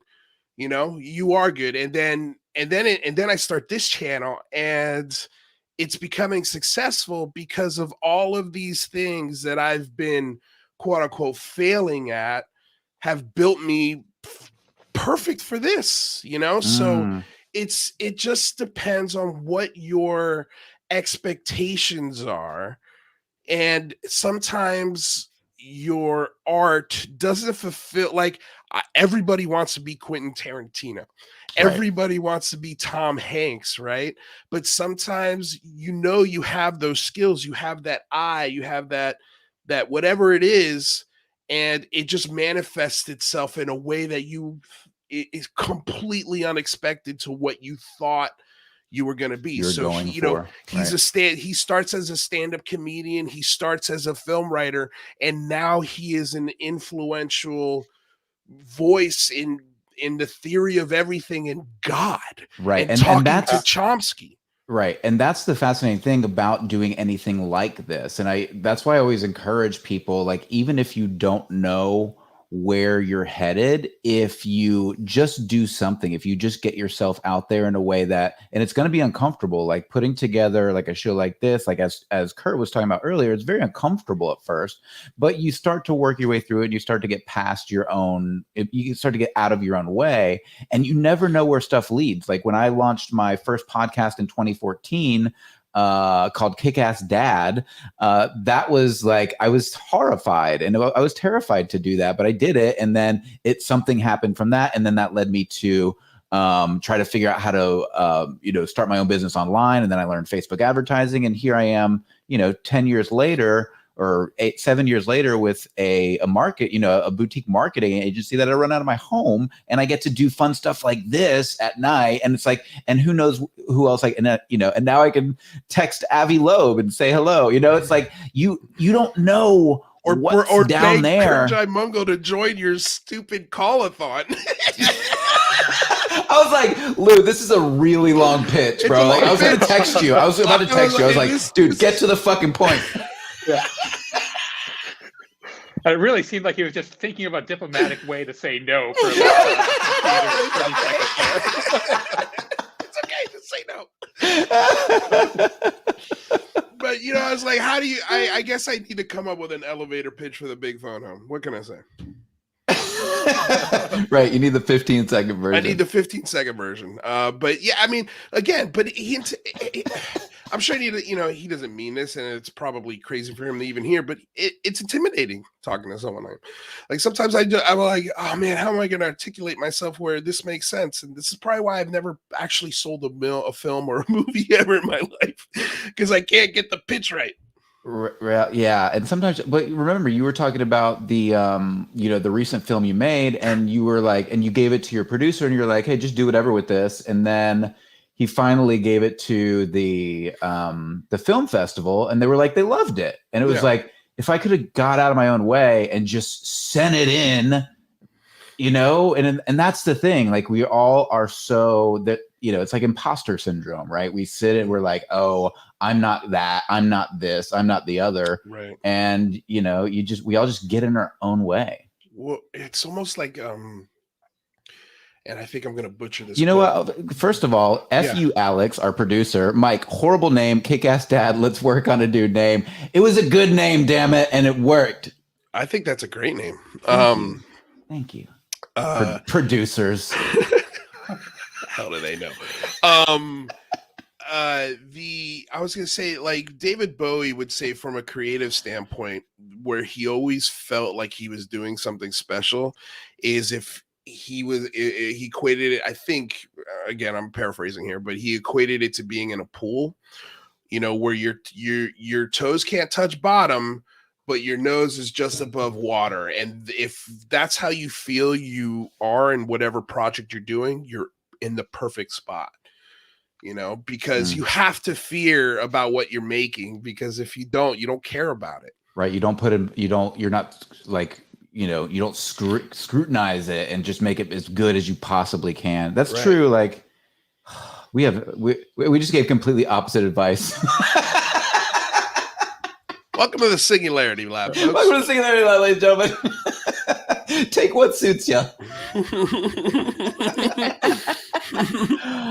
Oh my God. Do you guys want to watch this UFO video that Ted Rowe sent from NARCAP, sent to the UK? What is it? Or what is it? No, it was the Post. It was the New York Post. Yeah. It was funny. I shared the video. That for tomorrow? Whatever you guys want, but I was funny. I was to say, well, you're getting it if you are getting it. I shared the video. I was like, hey, you know, like, this is really cool. I'd love to know what Mick West thinks about it. And I read the article, but for some reason, I guess I skimmed the Mick West theory on what it was. Because I was like, he gave a theory? Well, let's watch it first and then hear his theory. Okay. I got it right here. Well, I mean, it's, you know, it's not that. What, his theory? Yeah, it's great. Okay. It's great. I'm not sure what to make of Brought that. to you by Thursday. Yeah. Brought to you by Thursday. Do you have it up? Okay. Yeah, I got it right here. There you go. You guys see my screen? Yeah. Shooting star, but then it stopped. Yeah, let me zoom in, man. They said it's a shooting star and then it stopped. It's like an orb, man. Look at that shit. It's pulsating. Oh, this is awesome. And he's not on TCAS, man. Not on TCAST? So they're in a plane right now. These are pilots. Oh, they're in a plane? Yeah. So these are two pilots, and they're in the cockpit, and they're in a commercial airline pilot, and they see this thing, and the one pilot starts filming it because they just shot it. They just saw it shoot down. Right. So he whips out it. And so they're using instruments in the plane to see if what they're looking at is a weather balloon or a drone or another plane or a helicopter. And they're going through all of the instruments going, yeah, nope, not on there. Nope, it's not that. Holy shit, this is a UFO. And he's like, finally, I saw one, you know, like they're totally stoked about this right now. Yeah, it's saying plateaus, which means like saucer, right? Right. Little plate. Any TCAS returns? Any TCAS returns? He's definitely above our altitude. He's above our altitude. Something like radar something. Right. That is a unidentified flying object, bro. I can finally say I saw one now. That is cool. And it's pulsating too, man. That is nuts. Oh, I wish you would get closer. I can't believe you saw it. What's on the map below us? What city? Is it Monterrey? We're over Toulouse. They're trying to figure out what city they're over. Yeah. So the nearest, because they tend to congregate around Monterrey. They'll get a lot of. Yeah, we're close. How close to Monterrey? We're about 150 miles from Monterrey. Don D says that this is old, and that may be true, but I haven't seen this. This is the first time I've seen this. When Michael sent it to me today, I was like, "Brother, do you know how old this is?" I think they said it was from like March 2020, and I do remember seeing it before. I don't know when it was. Okay, yeah, I completely missed this one. Yeah, so did I. I think there's a lot of comparisons with those like those 3 pictures that came out. One of them was like the acorn, and then the sphere, which kind of had like a bokeh kind of effect, like that. If you and then it goes behind. I think it goes behind the clouds. Well, yeah, they say they start losing it behind the clouds, and then he pops the radar up in the plane. This is my favorite part. And then he goes. There it is, right there, man, on my ND. There's our airplane. And there's no TCAS. There's weather about 40 miles off our left wingtip where this thing seems to have disappeared. And they never caught it on radar, right? Yeah, I went both directions. There's no, they never caught it on radar. On the multiple radars that they and systems, whatever they had in the plane. I'm not a commercial airline pilot, so I don't know what those systems are, but you know, the thing that I found really cool about that was the excitement in their voices and the description of why they started whipping out their phone and filming this thing. Because as soon as I saw it, I posted it and I was like, hey, Mick, I'd love to know what Mick West thinks about this, because this was the piece of advice that Ross Coulthard gave us. Like, if you see something like this and you want to get a really quick answer on it, or at least get an answer that doesn't make you look foolish because you want to check it, before you get too excited, you know, you send it to Mick, see what he says, you know? So that's what I did. What did he say? Venus. He said his link, there was a link to his Metabunk article in the New York Post. I didn't see the link to that. But when I went back and reread the article, I saw where they quoted him in the article. And I was like, oh, gosh, I feel like an idiot. Because someone was like, oh, some of these guys would read the article. I was like, oh, sorry for bringing this to a guy, you know, that I respect, whose opinion I respect. I just didn't know. I was very excited about this. But before I get too excited, I wanted to hear what he said. And, you know, why is it that airline pilots can't differentiate Venus from an orb? From a glowing orb. You know, these guys are kind of pilots. More like they should fly the plane. I felt bad for the passengers. Well, they're I know they sort of direct themselves, but yeah, those things fly themselves. They're probably on autopilot as that's going down. But like, don't you think? I would think that a pilot would be able to differentiate Venus because they've probably seen it a whole bunch of times while flying. Maybe there was an atmospheric condition that maybe. Look, because Sean Rash also commented on this, and he's right that, hey, there have been pilots that have chased Venus to their death because they thought it was something flying in the sky. Like, Venus can do some wild things when you're looking at it, especially depending on the atmosphere you're in and what you're looking at it through. So that makes sense. But what doesn't make sense is the audio, where, again, I feel like, and I know, rather, you're itching to get in here, but it's like he's completely ignoring the context of it and the audio, the totality of it.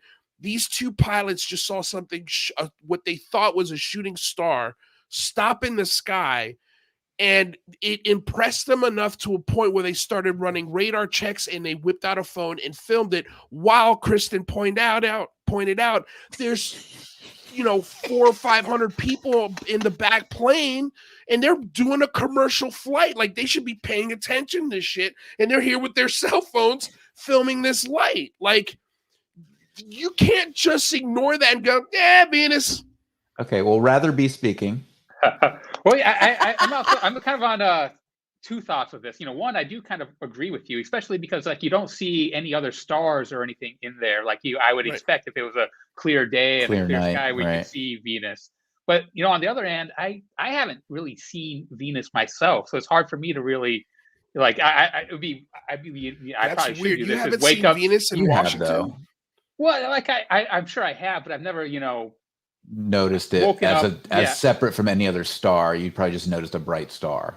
Yeah, oh yeah, I've never, taken a sky app and, tried to find Venus and kind of looks what it looks like and, at different times of day and stuff. And so I'm a little bit of an unknown there, it maybe it could be. I don't know. Well, when if it's I in the same place that Venus could be, that would when I seems like first could moved calculate that. when I first moved out to LA. Wait, Sonic Gravity knows. Oh, of course. That was a pulsing EMF decoupling the Higgs field wormhole into the future. A spectrometer reading of that light would match daylight because it's day on the other end of the wormhole in the future. So shut your pie hole, Mick Okay, West. yeah, it's a mass hole. Shut your mass hole, Mick West. Yeah, it's a badge. No, what I was gonna say, when I first moved out to LA, we had, I had roommates and we had this patio, and the patio faced west. So during the sunsets, of course, we would hang out there. When we first moved out there, it was like, hey, let's go up to the sunset and have some drinks. And, we're in LA. Why not? There's this, what they call the LA haze, right? It's just this constant pollution cloud that sort of sits over the city, right? And it's gotten better since the 80s and 90s because they've changed a lot of laws that have helped the air quality in California. But when you look at Venus, when I first saw Venus, I was like, what the hell is that? Crazy. It's crazy. It was big. pulsating. It was huge. It was floating just above the ocean. And I'm like, that is insane. And I sat there with binoculars and watched it for at least an hour and a half. And I was like, it can't be what I'm thinking it is, because everybody would be freaking out. Who's not seeing this right now? And then I went out the next day and same thing, and I was like, okay, something's up here. And then I eventually clicked where I was like, oh, I'm looking at Venus. This is what they're explaining when they see this thing pulsate and go in and out. So that Venus theory is not a terrible one. No. But why would they? Why would absolutely be right? Yeah, and it very, very could, very much could be Venus. The weird thing is, though, they said they saw it, and you don't see this in the video, so there's no way to corroborate this, right? Right. Because they said they saw it drop like a shooting star and then stop. Now, that could have been out of the corner of their eye. He thought it did that. Two pilots saw it. Or there could have been a shooting star that came across the, kind of tangentially went across Venus. Yeah, that makes sense. Like maybe a shooting star did come, and then when they looked there, boom, there's Venus. But again, like their description of it is that it stopped. Not that they saw the light and then boom, there it was. They saw it literally stop. So that's where I tend to lean toward the pilot's telling the truth, or at least is interpreting what he's looking at. Because he's getting verified, he's looking at radar. I mean, this is all the things that we ask for somebody to do when they see one of these things. And then here we are, they do it, and we're all like, yeah, Venus, I'm out of here, and it's like, come on, dude, like, we can't talk about this for more than 5 minutes. And okay, so Venus, we're done. That's it. It's not fair. It's just not fair. It's not fair. It's not. Well, it is. If we do for a fact that it wasn't Venus, though, I still don't think that this video would necessarily move the needle because it's not showing that instantaneous acceleration or anything that isn't possible with known tech. Right? That's the only thing this video is missing, though. It's the only thing that the video is missing. But of course, their camera wasn't up when that happened. Yeah. But yes, I agreed with you. The thing that sort of brings me back down to earth is that yes, we didn't see that acceleration. But they were like, oh man, it's going behind the clouds. It's gone. And then you see the clouds on the radar, and it was looked like a pretty big cloud system. So maybe by the time they got out of the other end of the clouds, it was gone. Who knows? But anytime I've seen Venus do that, sorry to cut you off, but anytime I have seen Venus do that glowing effect is at sundown. I haven't seen that happen in the middle of the night. That's just me. Right. Yeah, I think that people who haven't seen Venus do something like that, the Venus explanation just sounds ridiculous, right? Yes.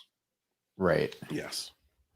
I'm trying to share. Anonymous Rex sent me a video of something he caught the other day, but it's not letting me share the codec. Talk amongst yourselves. Let me try to figure this out. Precipice says, I know this video. It's 100% not Venus. Not saying it's aliens, but it's not Venus. I trust Preston. I trust Preston. I'd like a little more explanation as to why. Preston, you want to hop in here? You want to hop in the room? You can hop in the room. We got 15 minutes left. Yeah. It does seem like they should be able to figure out if it, because you know what direction the plane is going, and you could presumably figure out what direction they're looking at. So it seems like you should be able to figure out if Venus would be in that direction at that date and time, right? Yeah, well, I think that they did that. I think that's what Metabug did. Is like Venus. And I think even Ted from NARCAP said, "Hey, yep, Venus was sort of in this direction that they're looking at in this time in the sky." So it's those things do line up. So all right, Preston. It's a good reasoning.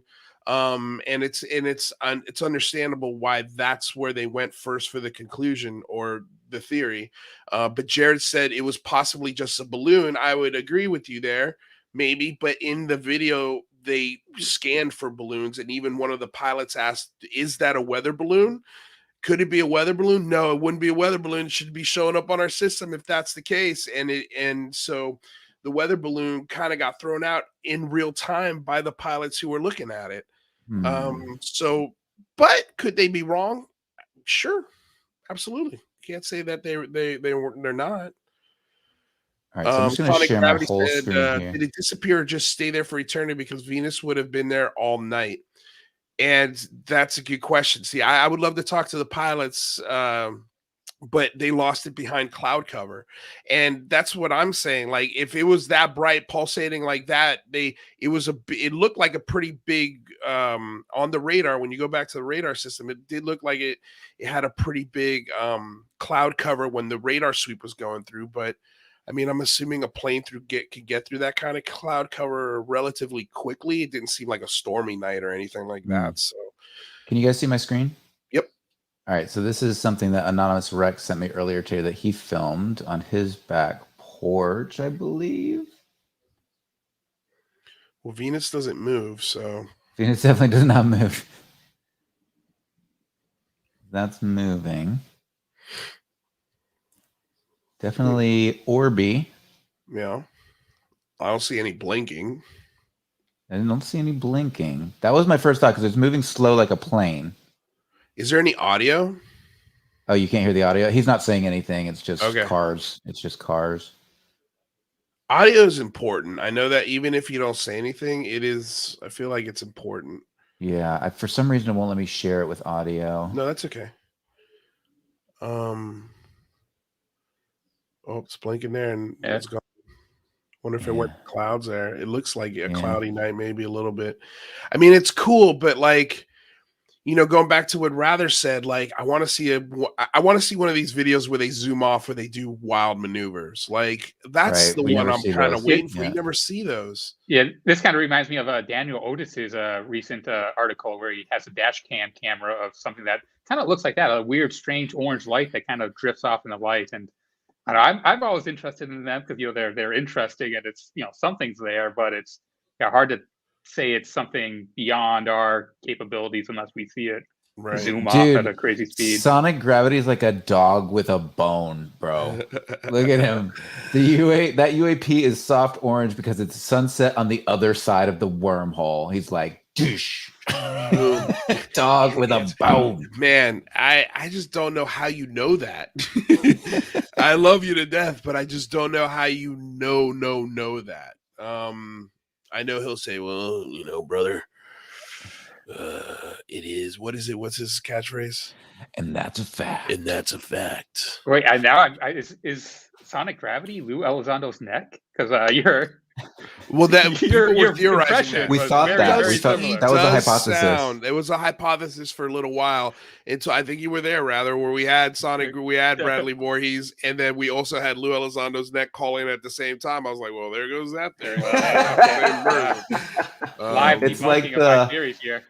Dude, and then who is it? George Knapp and Dietrich going after Green Street's supposed alt account today. I mean, this stuff never ends. Never ends. I don't. Yeah, we don't. I don't even want to go there. So, man. Red Panda Koala says $5 donation. Can you guys please live react to Greer's recent video on his channel, CE5 event highlights from Boulder, Colorado? Why not? We got 10 minutes. I'll pull it up. Do you have a link? I'll see if I can find it. I'm just gonna or look send up, us. You guys can DM us a link on Twitter, or what would be the best place? Rather, Discord. You're the Discord guy. Yeah, I'm on Discord. I'll find it there if you send it over. CE5 event highlight, Boulder, Colorado. Boulder. Mick West is debunking Stephen Greer being the neck. Or Stephen Greenstreet. I'm thinking he means Stephen Greenstreet SG. Yeah, I would need a link to that. Can you imagine if Stephen Greenstreet was the neck? Can you imagine if that would be great? But could you imagine if Koala was if you were watching and you were Red Panda Koala, and then Curt Jaimungal said, "I learned everything I know about Tom DeLonge about Tom DeLonge from your video." Awesome. Good stuff. Good stuff. Yeah, if you could send that link to Rather, we'll be happy. I got it. You got it? I got it. Yep, Red Panda sent it to me. Thanks, dude. If I know anything about Stephen Greer, I'm not sure if we're going to be able to. Okay, it's only 5 minutes. All right, that's perfect. We'll close the show with for that. sure. Yeah, I thought for sure it was going to be like, like a 40. Not even 40. That guy could sometimes go for a lot longer than 40 minutes. Okay, hold on. Let me concentrate. You guys. Sonny says, "I don't know, but I could corroborate it with a spectrometer reading."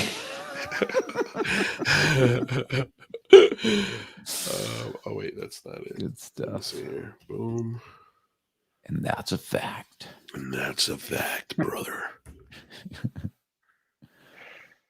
All right, let me share this. Sorry, guys. Just give me a second. That's all right. C5, share the audio. All right. Let me just make this. For those of you listening to the audio podcast, we're very sorry. Yep. Please apologize. From the future, you future humans.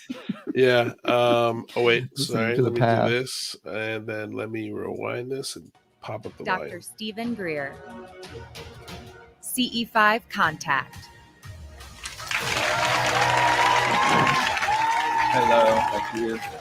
Thank you, guys. Standing up. Thank you. Good to see you. Oh, I see some familiar people. Thank you. Thank you, guys, for that warm welcome. We have now millions plus now doing CE5 contact. And it's really amazing. You hear these stories from people who are ordinary people all over the world doing it in some remote place, and a craft materializes and floats over them. And this is happening now to thousands and thousands of people. It's really wonderful. And the foundation of it is the heart, I think, of what Gaia as an entity has been wanting to achieve, and that is a global community based in higher states of consciousness. I'm going to teach you a few things this weekend in some classified projects that I've been escorted into illegally. So one of the things that I'm always pointing out to people, pop culture says alien. That just means it's foreign and not from here. But there are three big categories that are being conflated into one thing: extraterrestrial, real extraterrestrial, naturally occurring interdimensional, and classified unacknowledged special access. It looks like projects. he hurt his neck. I'm going to unpack all this, because if you don't understand this, you're not going to understand what's going on around you. We're at a time in history where the vast majority of what's called alien is actually man-made. Be that as it may, We got to be careful here because we don't want to get share with you demonetized guys for. sort of the bottom line. So, but of you it, just so pause that it real you quick. are aware that these Because you kind of have to pause in between and like add value. So, what do you guys think so far? The only thing I picked up so far, because he hasn't really driven into these three theories here, is that he's moving his whole shoulders to look. So it feels like maybe he had a little bit of slept wrong or something. And man, those pants are tight. All I can think of is how jacked he is. He's so big, dude. Why He's did Red big Panda Cola dude. want us to watch this? I'm confused. Well, maybe he gets into something a little Maybe he more does. interesting. Yeah, we can. as he And goes real on. quick, I just wanted to comment on JWST. Thank you for the $5 donation. Who is the masshole guy you guys have on? Whoever that is, I think that was all on his neck. So that was what Lou was just talking about. Yeah, we've it's not. we've had Brad Voorhees on the show simultaneously while Elizondo has called in, so we know it's not him. He probably hurt himself lifting those weights, according to Creepy Little Book. I'm amazed Guys, how go check out critical Creepy everyone Little is of his appearance and really not listening to anything he has to say. I'm guilty of that. I'm sorry. That's my bad. That's absolutely my bad. But I mean, what has he Sorry, that said was so like far? a bitchy mom comment. Red Panda's like, sorry, I might be cringy. Sorry. That's okay. It's okay. How many socks can you stuff into your pockets? Challenge accepted. I mean, it's okay. You know, we're getting. I'm Let's sorry. be nice. Let's be nice, or Kristen's gonna leave me. My first place is humor, but let's continue. Deceptive events have happened, have colored your view of the subject, and have affected how you view, quote, aliens. And I think that's why I tell people you got to free your mind. This was consciousness initiated. The couple people were doing. Is Stephen Greer trying to steal our funny I don't formula? That's not. No. That's Try. not gonna. Try. Thank you, rather. Super Thank cringe. you. Okay, what do we look? Contact, Okay. meditation, and then this. Oh, look at that! There's a triangle end. This is a great one coming down. That it looks more like a kidney bean. right down the road. Well, you saw the kidney bean, but there was also three Yeah, dot there were three triangle. dots. Yeah. Metallic 3D fully. And watch this one as it moves. Another one comes in, moves, makes this kind of turn. What is that? Like a 270. Bang. And he has sort of this beak-like mouth, nose, and then two big eyes. Look how large the head is. Wait, Sort of what a are we looking tunic. at? A moth. What is it? It looks So like a when you have an field. It's an encounter with alien, ET, Mike. Duh. A tunic. So okay. So this Do you is have a backstory on CE5. this? I do. Yeah, this is a CE5 event. Apparently, they were calling him. And again, I'm paraphrasing this story, so please don't totally gaslight me if I get this a little wrong. But somebody had seen something and then turned around and took a picture of the people in the event, and then when they looked at the film, this is what they saw there. And so now they're deciphering. Oh, this What must this be is. this is definitely an extraterrestrial thing. And because it's got like an almond shape to it, and I don't even know where he's pulling eyes from. I'll be honest with you on this. Probably I the have- dark spots, right? Yeah, it's you like know, a cardinal. what's that thing your mind does? A paraphobia? Is that Periolia or yeah, something like where that. he's he's just this guy. So when you have an encounter with an ET craft, not the man-made ones, you will feel like the craft itself. You will feel the consciousness that thing is awake and it's conscious and it's communicating. Why? Because their craft is a bio-nanotechnology that's awake. We're going to do La Puja and Pause it real quick. Wait, a Pause it real quick. nanotechnology that's Bio- awake. Bio nanotechnology is awake. So he's basically saying it's conscious bio AI. It's a fusion between a conscious or a biological conscious AI type craft or being. But how does he know that? Like, how do you get so confident? This is what I don't understand about this. Like, how do you know? You watch Battlestar. Yeah, well, I think That's how I know also. Well, I think I that's love the Battlestar. problem with him, right? Is that he doesn't know. He doesn't know. And what I do like is that he's not talking about it's weird. His false flag narratives so where did that go? What happened to this attack that was coming from our own government with these alien spaceships? Well, he might think it's still. Or coming. maybe he just got told to shut up by his lawyer. Which is, I think that, and I'm guessing here, but that's sort of the route I'm going to go. I think he was told that you better back off of this or you're going to get sued because you're defaming people.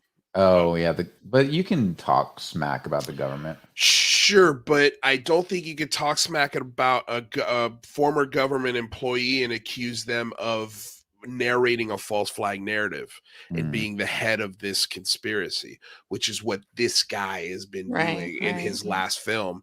And for some reason, all of a sudden, we haven't heard that anymore. So I'm curious, where did that go? Yeah, I don't know. I think he got the movie out. The movie's made. That's it. You think so? I think so. I mean, I'm look, obviously speculating. I have no idea. Okay, well, then let's speculate here for a hot second. Let's speculate that he believes that's true.